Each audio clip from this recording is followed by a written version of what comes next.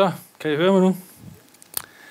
Ja, jeg hedder Jens, og jeg kommer fra et firma, der hedder Lillegård Teknik i Danmark. Det er et lille gartneri. Vi er 4,5 ansat. Vi er et par stykker, eller 2,5 i rådgivningsafdelingen, hvor vi laver energirådgivning. Og så har vi et par elektrikere, der kører rundt og laver montage af automatik og andre ting i gartnerier, hvor de ellers kan komme til. Vi har ikke nogen projektpenge. Vi må leve af det, som vi kan skrive regninger ud til for gartnerne. Så vi er sådan ret praktisk orienteret i vores tilgang til tingene. Og det kan I nok også høre, når jeg har været færdig med at snakke her. Jeg burde nok egentlig have ligget mere i den sektion, der hedder energi, end i den her med teknologiudvikling, tror jeg. Men sådan er det. Inden at vi tager fat, så lidt om dansk gartneri. I 2011, der havde vi cirka 300 væksthusgartnerier i Danmark. Og det antal, det blev halveret på 15 år, og i dag, der har vi endnu færre. Der er nok smuttet 50-50 i mellemtiden. Men arealet, det er kun svagt faldende. Vi har nok 450-400 hektar tilbage. I mange, mange år havde vi 500 hektar. Så det er nogenlunde det samme. Gartnerierne bliver større, men der bliver meget færre af dem. Og de har en ret høj alder, de her gartnerier. Og det bedste, når vi snakker energibesparelse, det vil jo være at rive alle de gamle gartnerier ned, vi har i Danmark, og så bygge noget nyt efter nutidens standard og spare energi. Men sådan er det ikke. Vi bliver nødt til at spare energi på andre måder. Det meste af gartnerierne, de ligger efterhånden midt i Danmark på Fyn omkring Odense, hvor rigtig mange af dem har billig fjernvarme, og 2/3 af det, vi producerer, det er potteplanter, hvoraf omkring 80% går til eksport. Så vi er meget hårdt ramt af de markedspriser, der nogle gange er længere nede i Europa. Succeshistorien, det er, at energiforbruget, det er faktisk faldet med 42% siden 1996. Det er jo ret flot. Og spørgsmålet er så, hvordan har vi gjort det? Jamen, vi har jo selvfølgelig haft en lang palet af elementer i sving. Vi har isoleret rigtig meget med nye gardiner. Vi putter noget op, vi kalder for refleksiv isolering i gartnerierne. Grøntsagsgartnerierne er begyndt at bruge grorør. Fugtighedskontrollen, som vi har hørt meget om her, den er jo også et hot emne i Danmark. Ny klimastyring. Der er mange, der siger, at vi kan spare 10-15% bare ved at sætte og arbejde lidt ved klimacomputerne. Det tror jeg sådan set passer.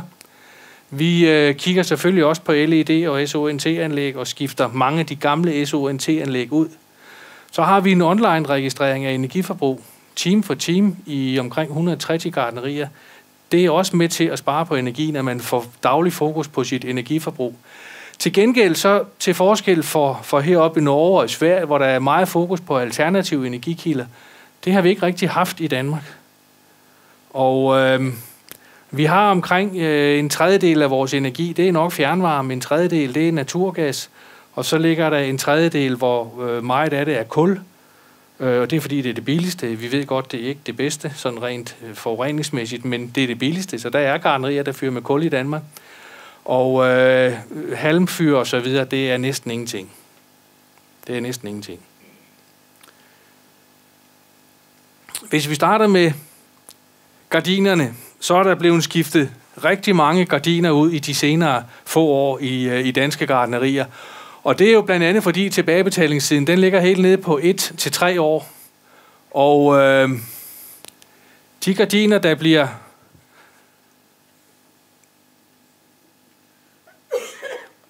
det var da mærkeligt, den ikke har den med. Nå. De gardiner, der bliver skiftet ud, det er ofte til blank gardiner, altså blank på begge sider. Måske med et ekstra skyggegardin nedenunder, eller med et dobbeltgardin. Det er sådan det standard i Danmark. Men så har vi også noget, der hedder refleksiv isolering. Og hvis vi starter hernede, så kan vi se P-værdierne for glas, den er 6. Hvis man tager sådan et standard isoleringselement, man bruger til kølerum og så videre, så er den helt nede på 0,4. Et polykarbonat 2,4. Men det her refleksiv isolering, det er helt nede på 1,7. Og det er sådan et materiale, der ser sådan her ud. Det er ikke ret tykt. Men det isolerer lige så meget som så meget rockwool her. Det er lidt plastik og luft indimellem, og så er det med reflekterende materiale på ydersiderne. Og I kan jo lige prøve at lade det gå rundt, så I kan få en fornemmelse af, hvad det er. Og der er altså rigtig mange danske gartnerier, som som har isoleret siderne og gavlene med det her. Der er rigtig mange gartnerier, der ser ud som det her. Der er sågar nogle få, der er begyndt at isolere lidt af tagfladen også. Det kan man så stille spørgsmålstegn ved, hvad der sker med hensyn til lysindstrålingen til planterne. Men lysindstrålingen herover i siderne, vi har ikke hørt nogen gartnere, der ligesom siger, at det duer ikke, og der bliver jo meget lys reflekteret tilbage til planterne ved det her materiale. Samtidig så er der også lidt varmere ude på den sidste meter i væksthuset, end der ellers ville være. Så planteavlsmæssigt, så er det ikke sådan noget stort problem. Men det isolerer jo godt. Desværre så kan vi ikke isolere hele gartneriet med det. Men det er nok noget, man bør interessere sig lidt for at bruge andre steder også. Grøntsagsgartnerierne. Der er flere gartnerier, der begynder at sløjfe deres bakkevarmerør hernede, og så lave grorør op imellem kulturerne. Og det er der jo mange fordele ved. De får varmen tættere på planterne, og de får jo strålevarmen ud til planterne. Strålevarmen, det bevæger sig jo ikke så forfærdeligt langt. Men her, der bevæger det sig i hvert fald så langt, så det ligesom kan nå de vitale plantedele, stængler, frugter osv. Og i et gartneri, der har vi eftervist, at han sparede 19% energi på hans areal, men hvis vi regnede det om til produceret agurk, så sparer han faktisk 26% energi. Det er jo ret flot. Det er jo rigtig flot. Så han sparede på 19.000 kvadratmeter, der sparede han 1.650 megawatt-timer. Og dem solgte han for 500.000 kroner. Og det der med at sælge energibesparelse, det er et system, vi har i Danmark. Det bunder sig i, at alle energileverandører i Danmark, olieselskaber, elselskaber, naturgasselskaber, de skal spare 2% på energien hvert år. Det skal de gøre. Og hvis deres kunder ikke sparer, og de er jo ikke altid herover, hvor meget folk de skruer op og ned fra radiatoren derhjemme i huset. Hvis kunderne ikke sparer, så må de finde nogen, der har sparet, og som kan dokumentere, at de har sparet energi. Og i det firma, jeg arbejder i, der bruger vi rigtig meget tid på at dokumentere besparelser i gartnerier. Altså hvis et gartneri vil have nye gardiner, så beregner vi, hvor meget energi han sparer med de her nye gardiner, eller med refleksiv isolering. Når det drejer sig om noget som grorør eller klimastyring, så bliver vi nødt til ligesom at sige, at vi tror, han sparer så meget, og så følge energiforbruget i en fyringssæson, og så sige, at han sparede så meget på grund af det her. Når han så kommer og siger, at jeg har sparet for eksempel 1000 megawatt-timer, så skal han jo have et energiselskab, der vil købe det, og det er til markedspris. Og prisen den stiger. Lige nu der er den 410 kroner per megawatt-time, i stedet for 380, det var den for et par uger siden. Så det er simpelthen en handelsvare nu, energibesparelse i Danmark, og det er med til at finansiere rigtig mange energiinvesteringer i danske gartnerier. Det er et system, som andre lande, som EU også er begyndt at kigge på. Og jeg vil sige, det er et system, som flytter rigtig meget energimæssigt rundt omkring. Det er et rigtig godt system, så det skal I skrive bag ørerne. Og hvis det skulle komme til Norge, så vil jeg sige til jer i gartnerierhvervet i Norge, så skal I altså være vakse ved havelån og skynde jer lidt og begynde at bruge det, fordi der er rigtig mange penge i det. Det kan nogle gange betale halvdelen af investeringerne, når det går rigtig godt. Med hensyn til sorteranlæg, så mange af de lamper, der blev hængt op, det blev de jo gjort sidst i 80-tallet, i 90-tallet, og de er jo ved at være noget gamle. Og i Danmark, der bliver de så skiftet ud med nye sorteranlæg med elektronisk forspænding osv. Gerne 600 eller 1000 watts lamper, alt efter hvor højt gartneriet er. Men ikke noget LED. Der er et enkelt gartneri, der arbejder lidt i LED, men ellers så er det ikke noget, vi gør. Og hvorfor ikke det? Jamen, det er cirka 3 gange så dyrt, som Sonté-lamperne er. I hvert fald ifølge de tilbud, vi får. Gartnerne siger, at vi får jo ikke noget strålevarme til planterne, og det er jo så en ulempe. Der er ikke noget godt arbejdslys, og man har jo egentlig gode erfaringer med at skifte de gamle Sonté-lamper ud med nogle nye. Det er noget, man kender. Det er noget, ens kollegaer har gjort og så videre, siger, at det er godt. Så gør man jo også gerne det. Og sådan en udskiftning af sådan et sorteranlæg i Danmark, der vil tilbagebetalingstiden ofte ligge på 1,5 til 3 år. Og det er jo sådan set meget godt. Samtidig med, at mange gartnere siger, at de får faktisk bedre planter ud af det. De får mere lys til planterne. Så er der online-registrering af energiforbrug. Vi har omkring 160 gartnerier, som får fjernvarme. Og de får registreret deres energiforbrug online. Og det bliver blandt andet brugt til afregninger på, hvor meget fjernvarme de har brugt. Men vi har også et system, hvor de kan gå ind og se deres energiforbrug time for time, dag for dag, eller hvordan de nu vil have det set. Og den kan både registrere for varme, el og gas, og hvis man for eksempel har et bioenergianlæg, så kan man også godt selv taste sine ting ind i det her system. Og typisk så har alle gartnerier, de har en måler, den koster omkring 20.000 kroner og skal sættes op. Og det er noget med, at man lige skal skære lidt i et par rør, og så sætte nogle flowmåler op og et par temperaturmåler op, og så er det sådan set klart. Og så selve abonnementet på systemet, det er 2.500 kroner om året. Så har man fuldstændig styr på sit energiforbrug i gartneriet. Og noget af det, der kan komme ud af det, det er for eksempel, at man kan kigge på forbruget time for time, som der er gjort her.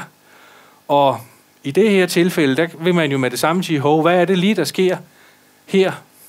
Kæmpe energiforbrug. Ja, det kunne være, at man skulle kigge lidt på gardinerne morgen og aften. Er der et eller andet at komme efter der? Og på den måde kan man altså lege med det og se på, hvad der sker. Vi kan jo også i det system lave automatiske rapporter, og det her det er så en ugerapport, som er lavet til et gartneri, hvor vi har afprøvet en hygroskopisk affugter, en agama-affugter. Den kørte i et hus, og et andet hus, der var med til, prøvede vi at styre det samme klima, men lidt på hver sin måde. Og der fik gartneren hver eneste mandag, så fik han en rapport, der fortalte energiforbruget i det traditionelle hus og i det hus med affugter. Og den fortalte også, hvor meget vand, der var drevet ud af systemet, hvor meget vand den kunne drive ud. Der er ikke nogen blå søjler her, det er fordi, de har gemt sig.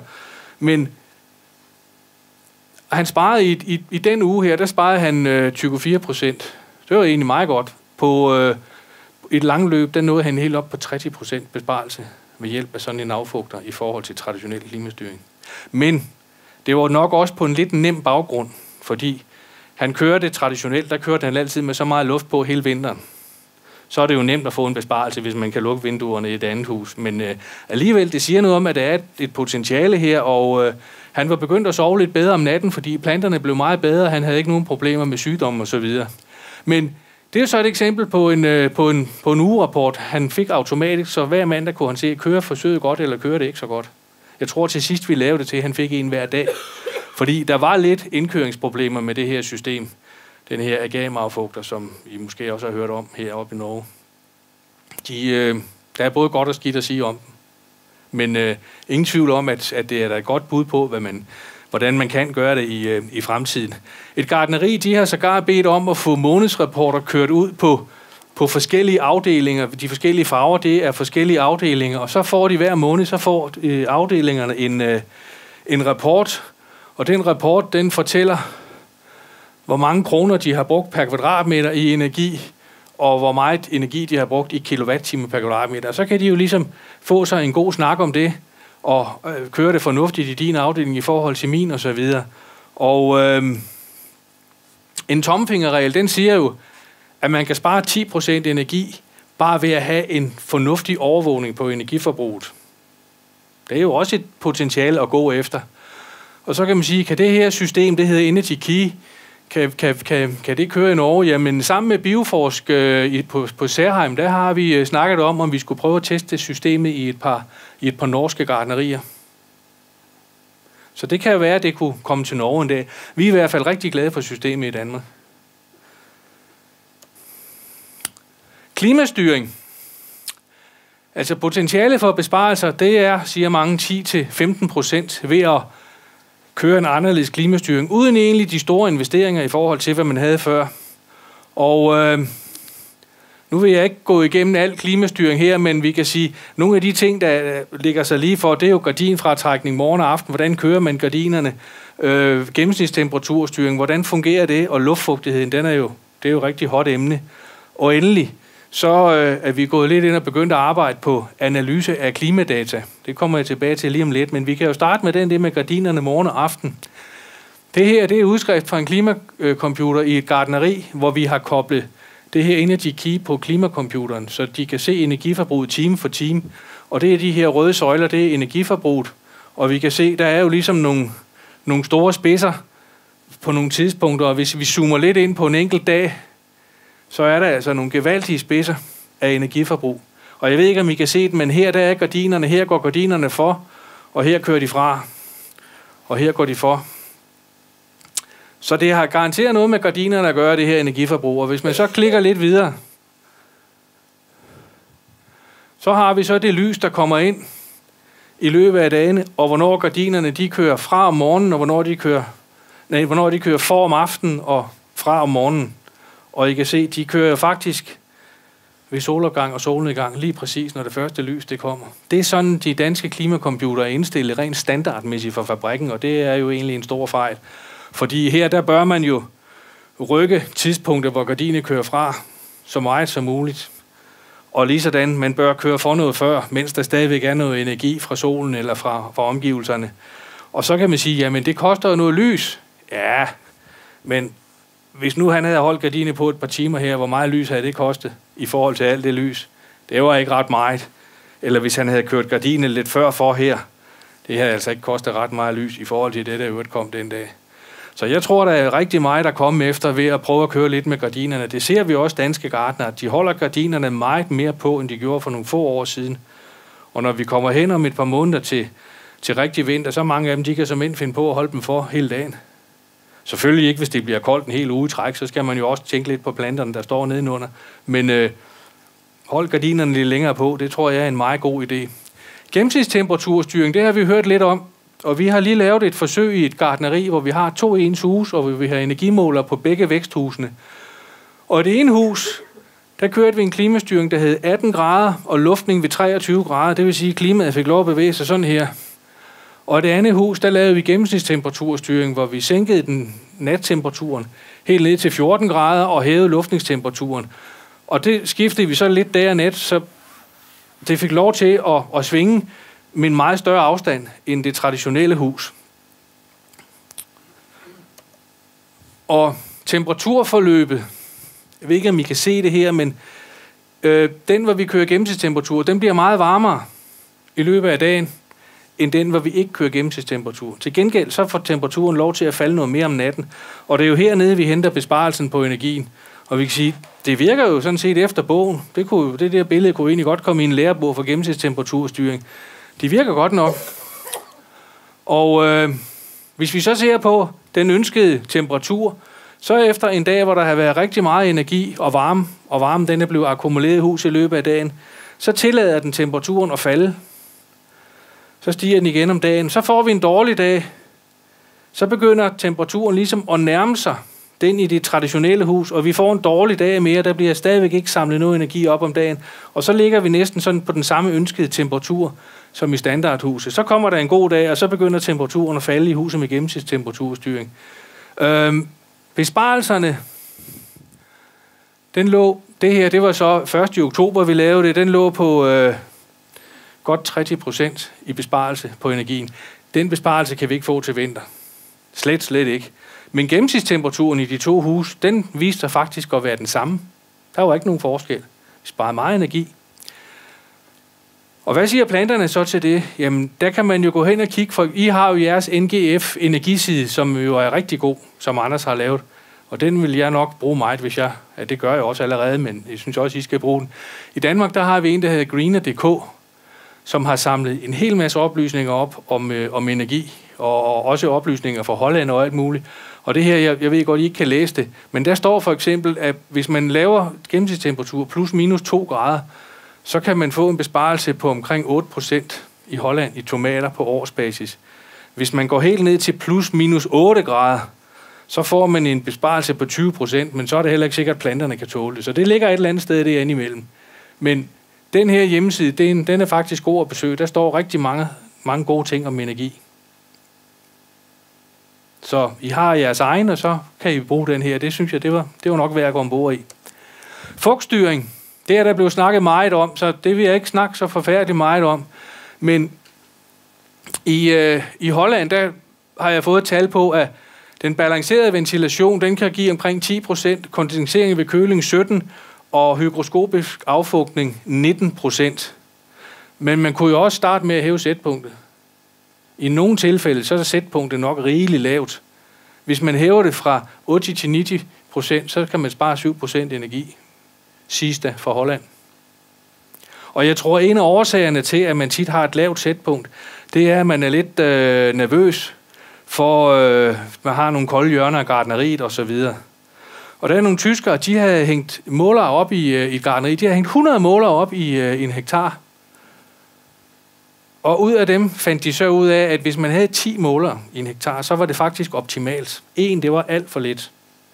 Og de arbejdede så på at få de målere til at snakke sammen, sådan at den, der målte højst luftfugtighed, at det var den, der bestemte, hvornår der skulle fugtstyres. Og så kan man jo godt, hvis man har sådan et system, der dækker noget bedre, tillade sig at køre lidt længere op til grænsen, end man egentlig gør normalt. Men ellers så er der jo nogle besparelser her omkring fugtstyring, som er ret gode. Det billede, I kan se hernede, det er et andet gartneri, som har den her hygroskopiske affugter af gaven. De sparer omkring 30%. Det var dem der med fast luft på hele tiden. Men når man snakker fugtstyring, så kan man jo også ligesom starte lidt mere lavpraktisk og sige, jamen start der med at holde så tørt som muligt. Ikke noget vand under bordene, hvis det er potplanter, og lad være med at spule til fyraften og gå med vandslangen. Det er vand helst om morgenen, hive bladene af tomaterne. Find ud af, om fugtstyringen den kører optimalt, rent klimastyringsmæssigt. Kan man gøre det bedre? Og så luftbevægelse, eller minimum varme på rørene, der tror jeg nu nok med, jeg vil starte med luftbevægelse. Og det der minimum varme på rørene, det er altså noget, der koster rigtig mange penge. Det er jo ikke altid, der er brug for den varme jo. Så man skal måske starte lidt lavpraktisk, inden man laver de store investeringer. Der tror jeg, man kan komme et stykke af vejen i hvert fald. Og blandt andet, hvis vi kigger på, hvor meget gardinerne de skal stå åbne ved fugtstyring. Da jeg startede som rådgiver for 35 år siden, der spurgte jeg mine gamle kollegaer, hvad skal jeg sige, når gartnerne spørger, hvor meget de skal trække gardinerne fra? Du skal bare sige 20%, sagde de. Det er sådan en areal her. Al varmen, den drøner jo ud. Der er lavet forsøg i Danmark, hvor man har åbnet 2 cm, så stiger bare 2 cm, så stiger energiforbruget med 12%. Åbner man 5 cm, så stiger det med 25%. Så der skal altså ikke ret meget åbning til, før varmen den vælter ud af huset. Så der bør man nok sørge for at lave sin gardinsprække med p-bånd, så den ligesom er glidende, så det ikke åbner i et hug og så videre, lige stand med ventilationen. Jeg tror altså, der er rigtig meget der kommer efter. Klimadata på en ny måde vil jeg slutte af med. Jeg har arbejdet i Bioforsk på Særheim her det sidste års tid. Jeg er sluttet nu, men noget af det, jeg lavede, blandt andet sammen med Anders, det var, at vi tænkte, at den her klimakomputer, den samler jo en masse data ind. En frygtelig masse data ind. De bliver ikke altid brugt til så meget, eller også så kommer der højst nogle kurver ud, som dem vi lige har set. Det kunne jo være, at man skulle prøve at kigge på det på en ny måde, og se, hvad man kunne få ud af det. Og vi satte os så for at samle data ind i nogle væksthus og analysere dem, og se, hvad vi kunne få ud af dem. Og det, vi kunne få ud af dem, det var en hel række ting her, som jeg ikke vil trætte jer med at fortælle om, men jeg vil tage nogle få ting ud og sige, hvad man egentlig kan få ud af klimadataene. For eksempel, så kan man jo starte med at kigge på lyset og sige, hvor er det egentlig mit lys i gartneriet, det kommer fra. Og de her data, når de kommer ind fra klimacomputeren i vores regneark, så tager det 2 sekunder. Så har man alle de kurver, jeg viser jer nu, i et hug. Der er ikke noget, man skal sidde og arbejde med hver gang. Det kommer altså selv i et hug. Her der har gartneren lagt ind, at han vil have en daglig lyssum på 25 mol per kvadratmeter per dag. Og den fortæller så, hvor mange han egentlig har haft i løbet af måneden. Og I kan se her under gardinerne, der har han mange dage, har han egentlig haft nok. Men han giver stadigvæk vækstlys. Den fortæller også noget om, hvor mange procent af lyset, der kom ind til ham, der kom naturligt, og hvor mange procent, der blev givet som vækstlys. Den vil også regne på, hvor meget han har skygget væk med skyggegardiner. I det her tilfælde, der har han ikke skygget noget væk. Det gjorde han ikke. Men her der har vi så en dansk gartner, og der kan I se den røde der, det var, hvor meget han skyggede væk i den pågældende måned. Og det giver jo ligesom en snak om, kører jeg mine gardiner, mit vækstlys fornuftigt i forhold til det, jeg egentlig ønsker? Fordi jeg tror tit, der bliver givet alt for meget vækstlys. Systemet regner også ud, hvor mange dage, der faktisk er overskud af vækstlys, og hvor mange dage, man kunne have sparet vækstlys. Og det regner den både ud i lys, men også i kroner. Så man får ligesom en idé om, bruger jeg for mange kroner på mit vækstlys i forhold til det, jeg ønsker. I det her tilfælde, der var det næsten 60.000 kroner om måneden i et enkelt hus, der blev brugt som måske egentlig ikke var nødvendigt i forhold til det, han ønskede.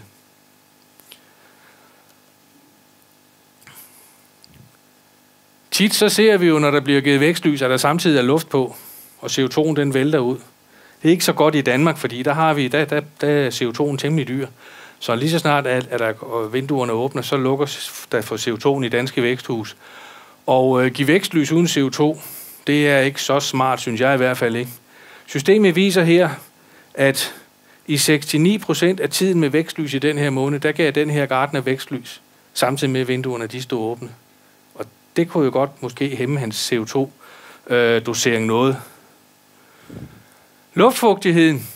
Jamen det her, det er jo den kurve, vi normalt er vant til at se. Og vi normalt forholder os til. Men her der kan vi se, at 9 timer per dag, der har luftfugtigheden, eller 10 timer per dag har luftfugtigheden faktisk været over det sætpunkt, som gartneren han ønskede på en delta X på 3. Det er jo sådan set temmelig meget. Og så spørger man sig selv, hvor meget fugt skal der så fjernes? Det har vi også prøvet at regne på. Hvor meget fugt der skal fjernes i hele det væksthus, det drejer sig om i liter. Og det kommer her i løbet af måneden, og det er overskudsfugten, vi snakker om. Den der kurve kan vi måske ikke bruge til så meget, men hvis vi så regner lidt på, hvor meget fugt der i gennemsnit skal fjernes i hele huset, når han er over sætpunktet, så skal han i gennemsnit fjerne 45 liter i timen i det væksthus der. Så det vil sige, at han skal have 1 eller 2 eller 3 affugtere, som kan imødegå det her krav på 45 liter i timen, hvis han ønsker et sætpunkt på 3. Ja, der står en agama-affugter. Der havde vi sparet 20% i det væksthus der. Det gartneri der. Det er et plastikhus, kan I se.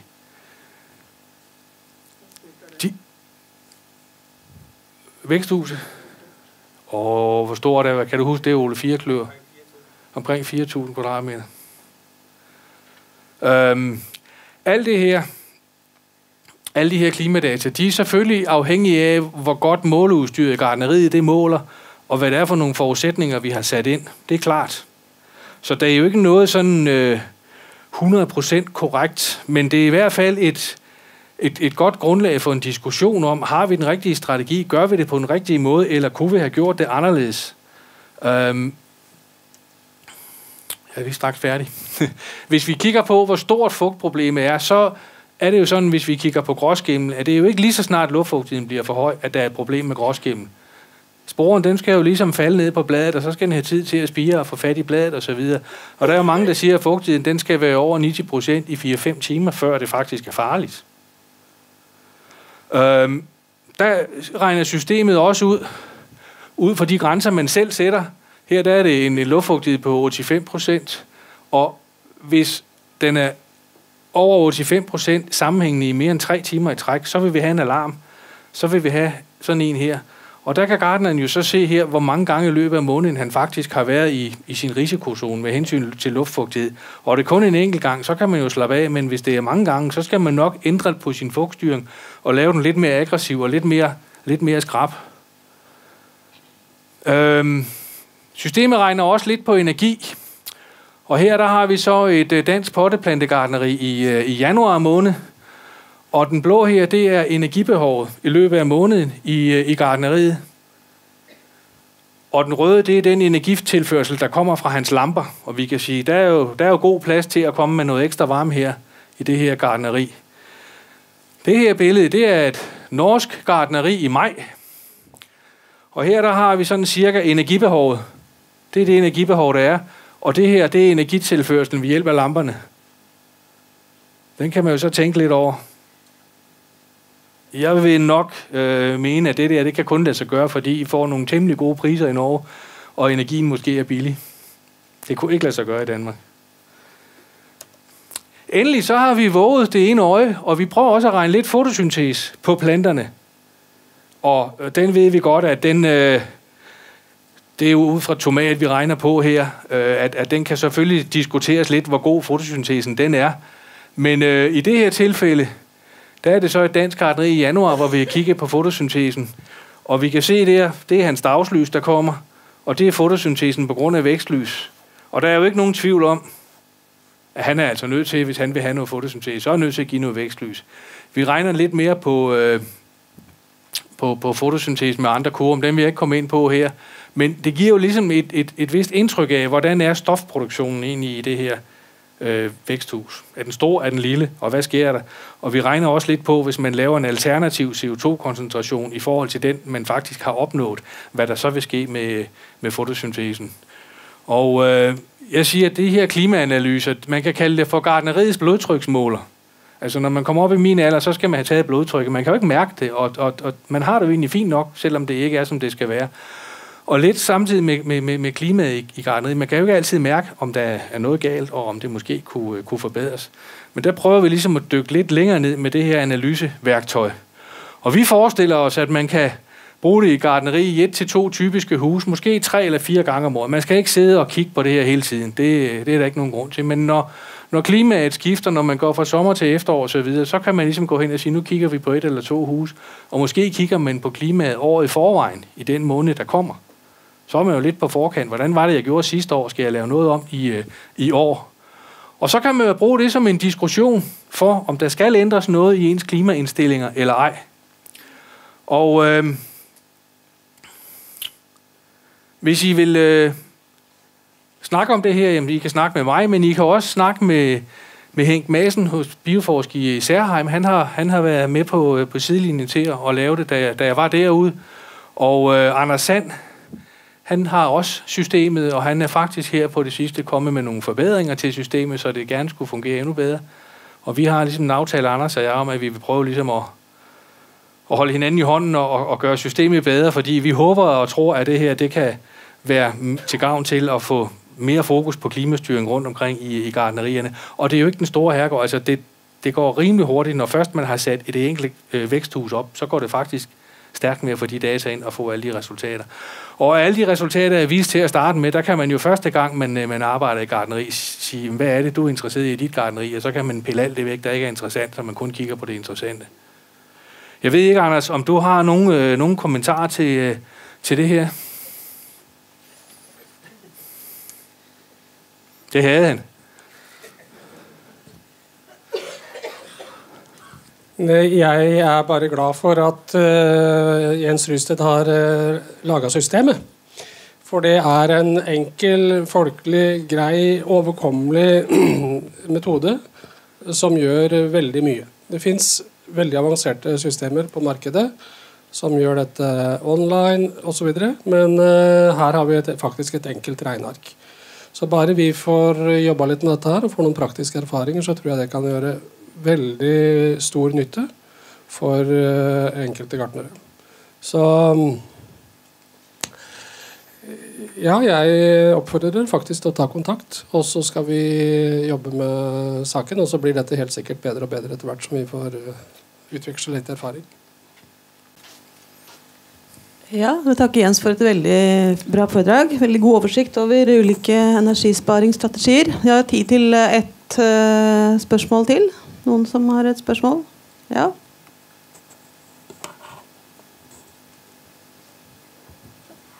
Jeg heter Harald Søftland fra Smartec Energi. Jeg lurte på kondensavfukter, så står det den kom dårligere ut enn hygroskopiske avfukter. Kondensavfukter kom dårligere ut på 17 og 19%. Er det et rent kjølebatteri, eller? Nej, det var tal, jeg havde fra Holland. Det var hollandske oplysninger. I deres forsøg dernede, at det er ligesom det, der ligger på. Nej, det tør jeg ikke sige, om den ene er bedre end den anden. Nej.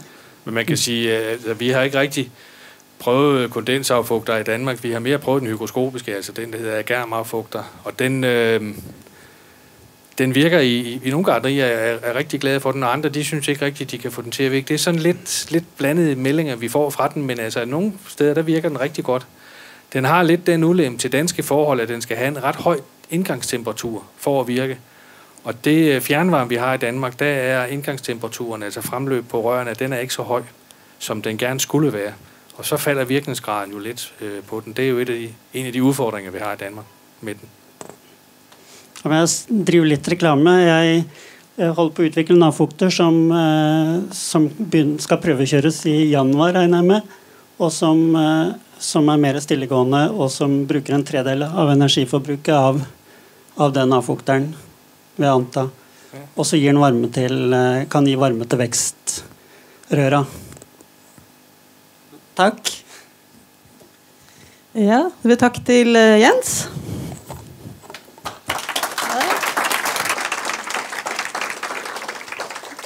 Så går vi videre i programmet. Det Irene som skal snakke om innovasjon i finsk gartnernæring.